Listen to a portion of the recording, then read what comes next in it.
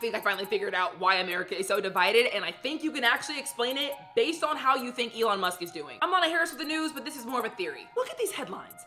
Polar opposite. Some people genuinely believe what Elon Musk is doing is unconstitutional and that he is misleading the public about government spending. Other people genuinely believe that Elon is finding wasteful and dangerous levels of spending and that America will sink if he doesn't do this. And America is broke now. We're like over $36 trillion in debt. So for example, let's take US aid cuts, which apparently 90% of those contracts are getting nixed. This was something that was set up back in the 60s to help people around the world, but especially in areas that are impoverished or underdeveloped. Like, what could be wrong with that? If you're watching more liberal media, then they're highlighting that this is cutting life-saving programs, like treating malnourished children in Congo, food assistance for people in Ethiopia, fighting malaria in Senegal, maternal health care in Bangladesh, water, food, and health services in Mali. So just overall taking money from people who are suffering out there. Now, if you're watching more conservative media, the US aid spending has actually been insane. $70,000 for a DEI musical in Ireland, $2.5 million to put EVs in Vietnam, tens of thousands of dollars each on a transgender opera in Colombia and a transgender comic book in Peru.